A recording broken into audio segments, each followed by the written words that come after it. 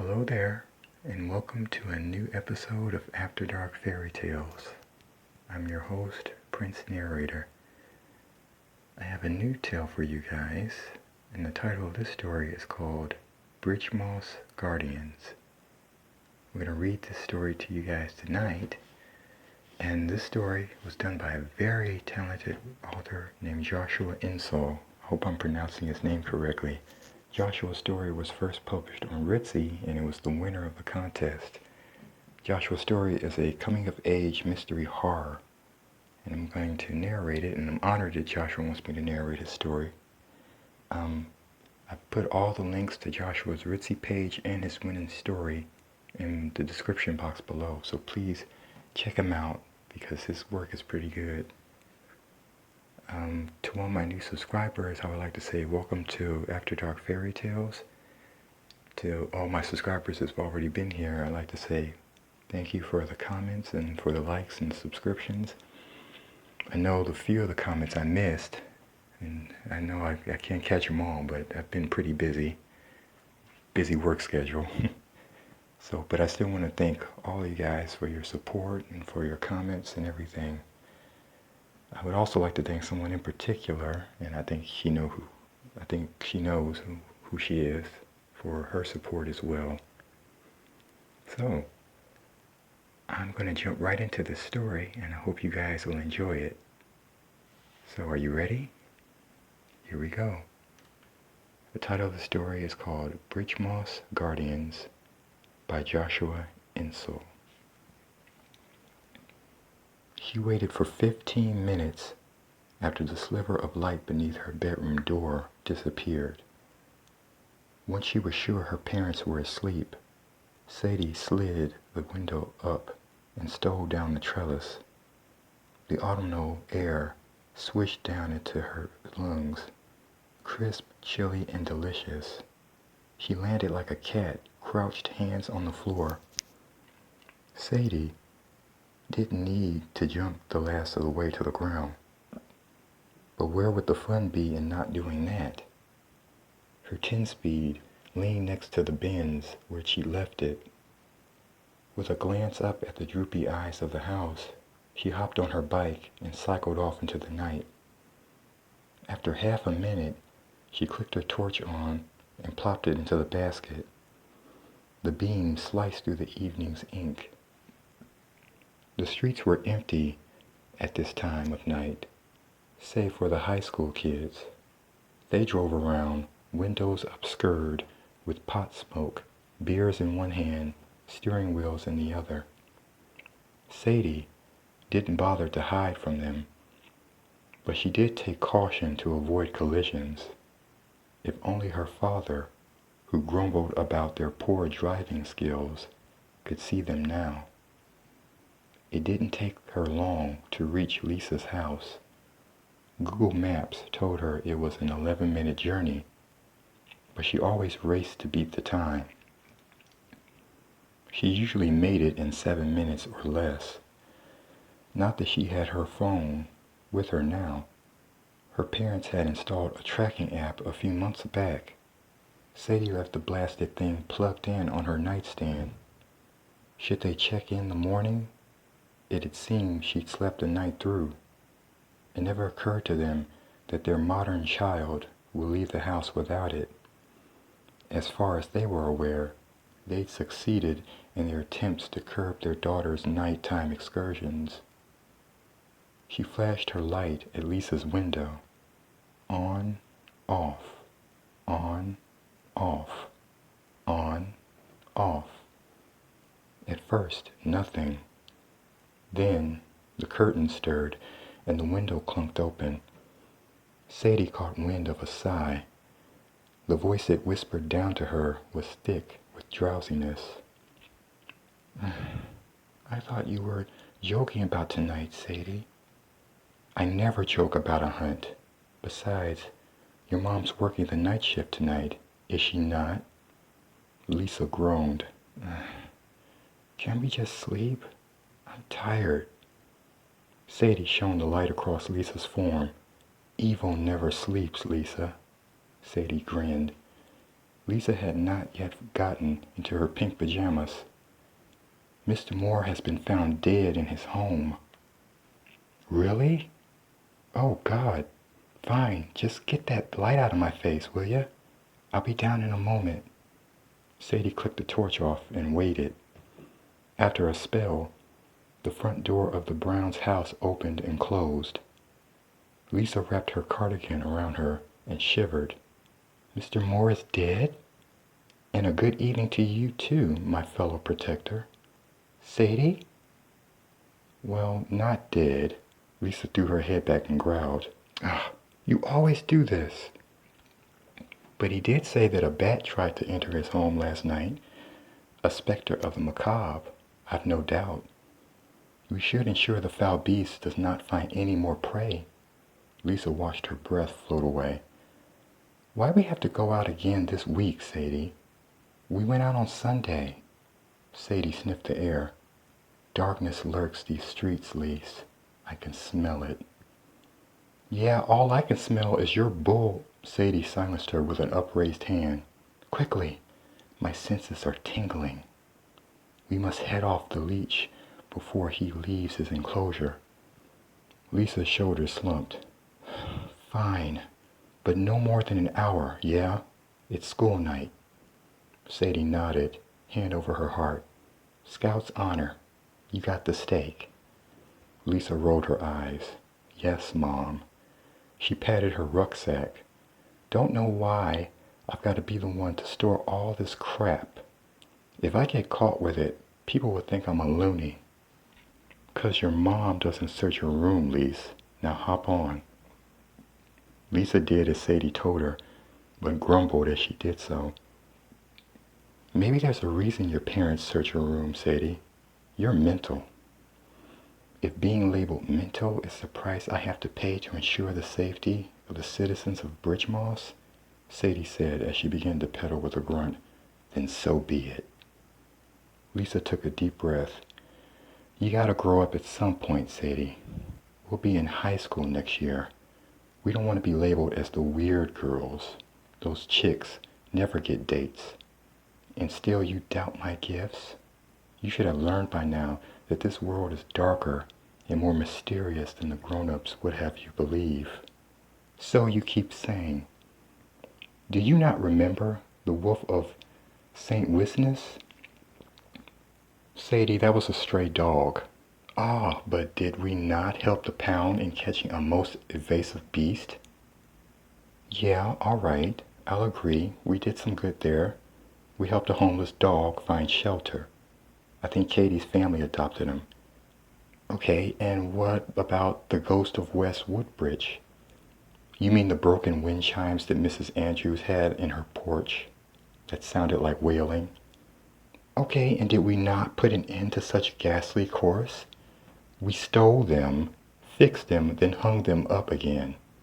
Sadie sighed. Ah, another citizen protected.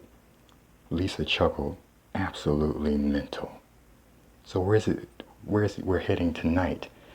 I don't want to go trudging through dirty streams full of broken glass and needles again. My mom will kill me if I wreck another pair of trainers.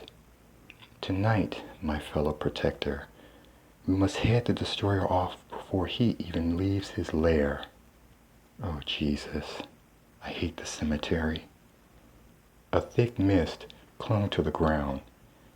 It seemed to seep from every pores of the earth itself and offer the place a pale illumination. The tombstones pointed this way and that, drunkards who leaned against door frames. The only sounds were their own ragged breath and their footsteps as they squelched in the mud. I don't like this, Sadie. It's creepy. But have we not sworn an oath to brave the creeps of this world?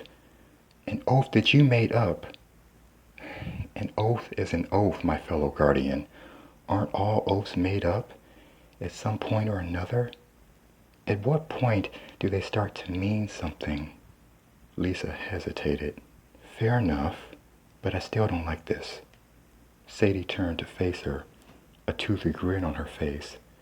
So you admit that there is something out here tonight. You feel it too. She clenched a fist. I knew under my tutelage you'd soon hone your senses. Lisa pulled her cardigan ever higher around her chest. Any further, and she'd risk ripping the damn thing. I don't know, but I know that if we get stabbed and mugged, my mom would be more pissed than upset, at first anyway. We need not worry about being impaled by the drinker of life. It is he who should worry about us doing so to him. Lisa frowned. Sometimes, Sadie, you get so wrapped up in your theatrics that you make no goddamn sense. Sadie shrugged. We gon' stab the vampire. Much better. But still, can we go home? This is creepy, and I legit don't want to get hurt. Sadie pointed forward with the stake. Hush now. The moss-covered stones, features softened by the weather, gave way to the maze of the vaults. We draw near to the crypts, my sweet, poor, innocent Lisa. Narrow structures with ancient doors, each one of a different design. Pointed roofs adorned with all manner of crucifixes. Steps led up or down to the entrances, all smothered in decayed leaves, wet and with moisture.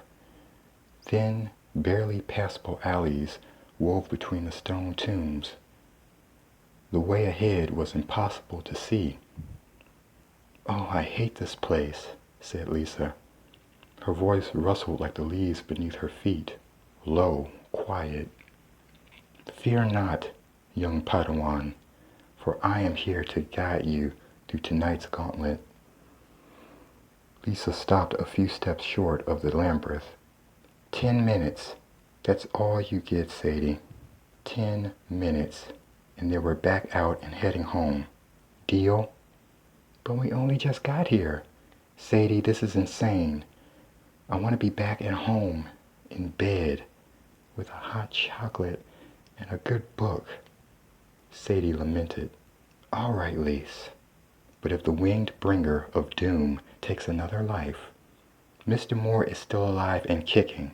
Takes a life, then that blood shall be on our hands. Lisa eyed the first row sepulchres and chewed her lip. 10 minutes, Sadie. Sadie thrust the stake forward. To the lair of the vampire. Okay, Sadie, you've had 13 minutes.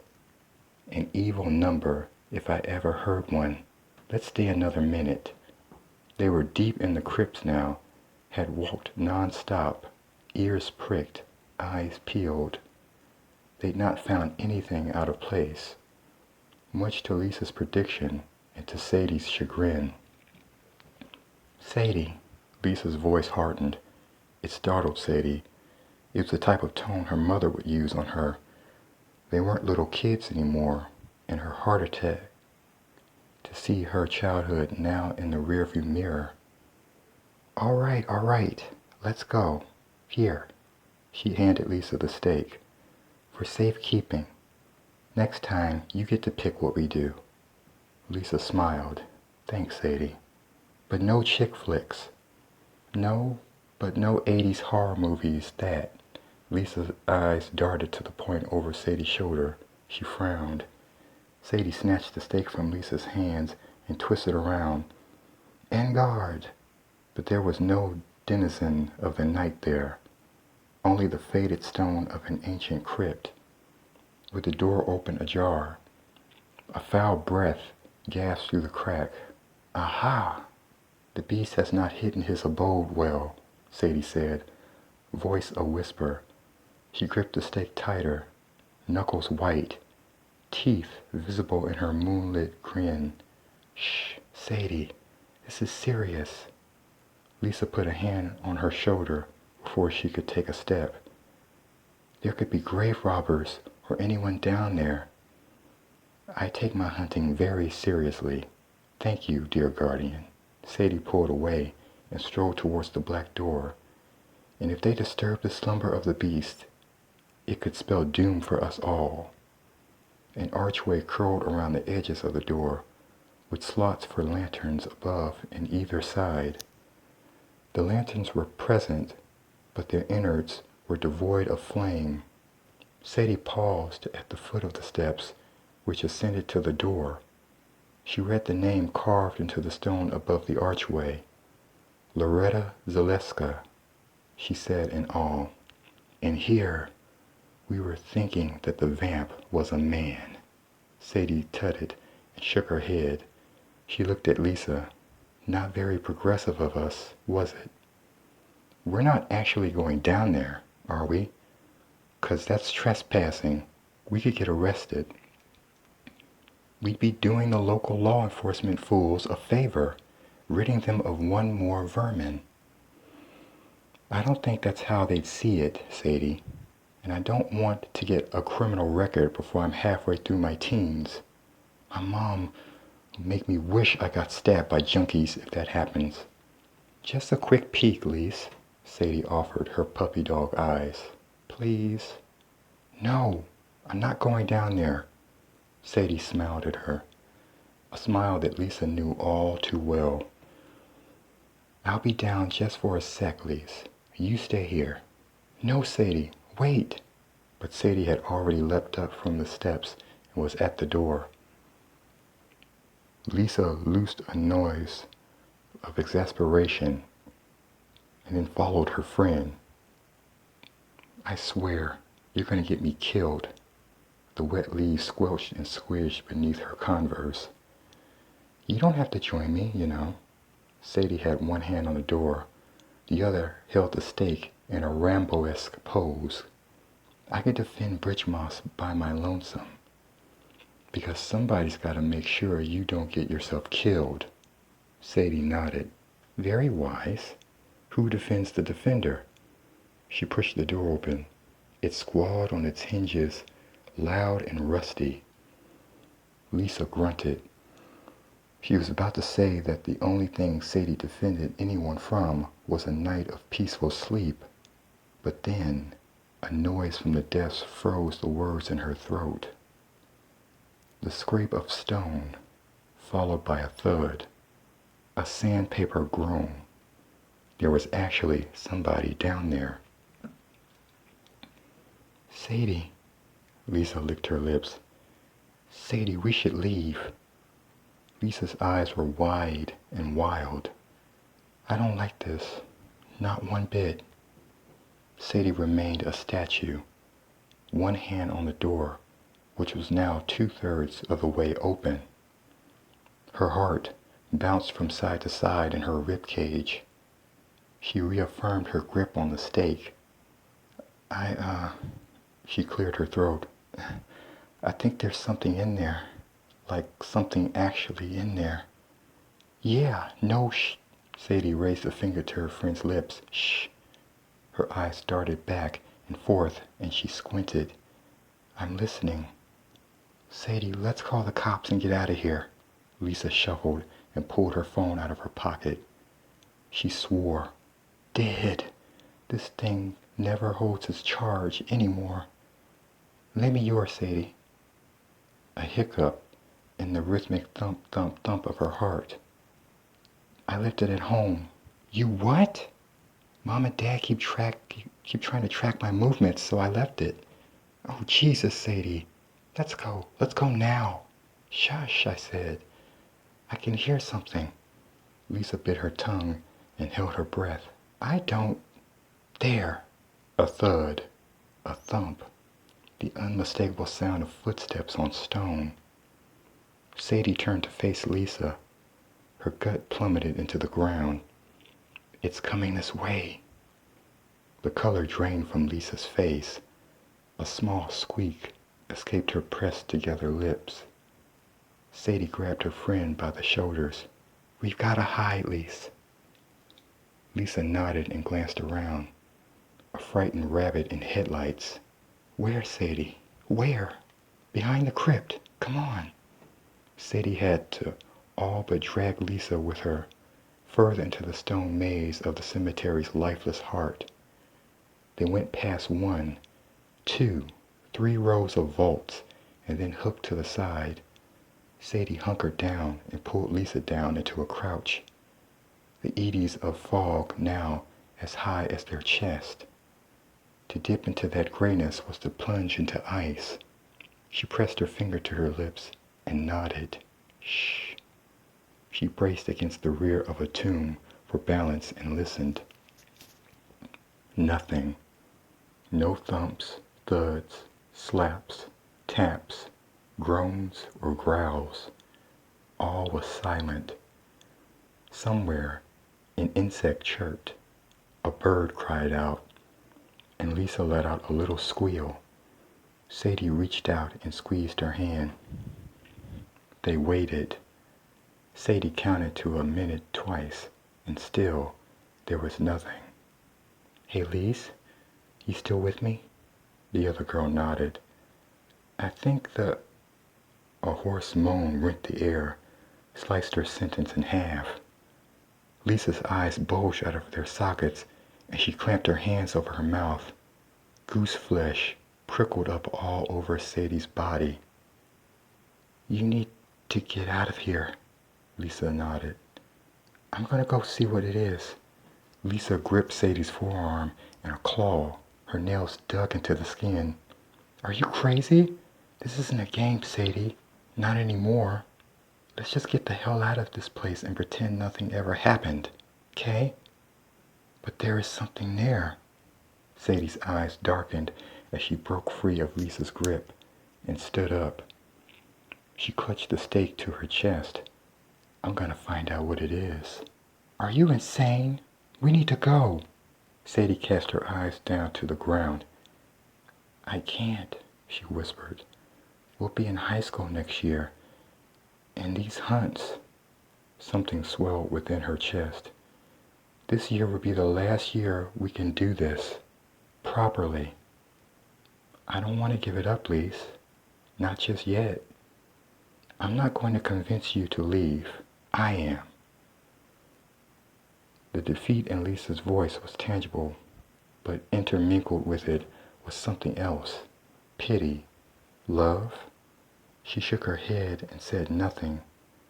"But you can go, really." She nodded further into the crypts. "If you keep going, you'll eventually come to the other side. The fence there isn't too high. You should be able to climb it fairly easily. You can head home if you want. I'll be fine. I'll catch up with you tomorrow." Lisa glanced in the direction Sadie had directed. She hesitated for a moment, seemed to mull it over. She shook her head. "No way in the hell I'm leaving you here alone." She got to her feet, with some difficulty, due to how much she shook. "We're the Bridgemoss Guardians." She pulled a crucifix from her bag. "And we do things together."